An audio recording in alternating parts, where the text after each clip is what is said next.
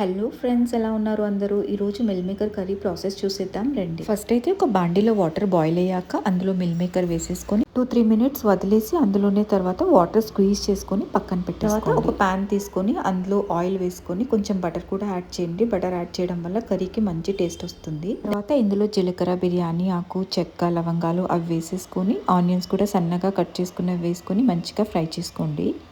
Onions ఇలా golden fry అయ్యాక ఇందులో పచ్చిమిర్చి యాడ్ చేయండి. సో ఇలా చీల్చి పెట్టుకున్న పచ్చిమిర్చి యాడ్ చేస్తున్నాను అండ్ కొంచెం కరివేపాకు కూడా యాడ్ చేయండి. ఈలోపు ఈ కర్రీకి మంచి టేస్ట్ ఇచ్చే మెయిన్ మసాలా ప్రిపేర్ చేసుకుందాం రండి. దానికోసం ఒక మిక్సీ జార్లో 1 బిగ్ సైజ్ టమాటో, జీడిపప్పు, కొంచెం చెక్క, ఎండు కొబ్బరి అండ్ కొంచెం ధనియాలు, ఆ లాస్ట్లో 1/2 టీ స్పూన్ జీలకర్ర కూడా యాడ్ చేసుకొని మిక్సీ పట్టేసుకొని పక్కన పెట్టుకోండి. సో ఇది ఆ మసాలా పేస్ట్ ఇలా వస్తుంది. దాని తర్వాత ఇందులో యాడ్ చేసుకొని బాగా మిక్స్ చేసుకోండి. సో అడుగంటకుండా మిక్స్ చేస్తూ ఉండండి. ఈ meal maker curry non veg తినని వాళ్ళకి బెస్ట్ రిప్లేస్మెంట్ అండి. ఇందులో ప్రోటీన్ ఎక్కువగా ఉంటుంది. దాంతోపాటు కాల్షియం అండ్ మ్యాగ్నీషియం కూడా చాలా ఎక్కువ ఉంటుంది. అది బోన్ హెల్త్కి మనకి చాలా ఇంపార్టెంట్. సో అప్పుడప్పుడు ఖచ్చితంగా మిల్ మేకర్ కర్రీని ప్రిఫర్ చేయండి. సో కర్రీ విషయంకి వచ్చేస్తే ఆయిల్ ఇలా పైకి తేలాక అందులో ఉప్పు, కారం, పసుపు వేసుకొని బాగా మిక్స్ చేసుకోండి. అండ్ అడుగంటకుండా కాస్త వాటర్ కూడా యాడ్ చేసుకొని దీన్ని బాగా మిక్స్ చేసుకోండి. సో ఈ మసాలాని మంచిగా కుక్ చేసుకోవాలి. చూసారా, ఇలా ఉన్నప్పుడు ఇందులో నేను కొంచెం గరం మసాలా యాడ్ చేస్తున్నాను. దాని తర్వాత మిక్స్ చేసుకొని కాస్త మగ్గనిద్దాం. ఈ కర్రీ వెయిట్ మేనేజ్మెంట్కి కూడా హెల్ప్ అవుతుంది. ఎలా అంటే ఇందులో high protein and fibre content ఉండడం వల్ల మనకి చాలాసేపటి వరకు ఆకలి వేయదు, ఫుల్గా ఉంచుతుంది. అండ్ దానివల్ల మనం ఇన్ బిట్వీన్ ఏమన్నా స్నాక్స్ అలా తినడం తగ్గించేస్తాం. సో ఆటోమేటిక్గా చాలా వరకు క్యాలరీస్ బర్న్ అయిపోతాయి.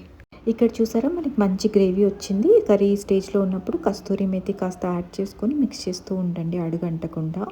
దాని తర్వాత మనం మిల్ మేకర్ స్క్వీజ్ చేసుకొని పెట్టుకున్నాం కదా, అవి యాడ్ చేసుకొని బాగా మిక్స్ చేసుకోండి. సో ఈ గ్రేవీ మొత్తం మిల్ మేకర్స్కి పట్టేలాగా నీట్గా మిక్స్ చేసుకొని లిడ్ క్లోజ్ చేసుకొని కాసేపు మగ్గనిద్దాం. దాని తర్వాత చూసారా, ఈ ఫ్లేవర్ మొత్తం మిల్ మేకర్స్కి బాగా పడుతుంది. మనం డైరెక్ట్గా వాటర్ యాడ్ చేయకూడదు.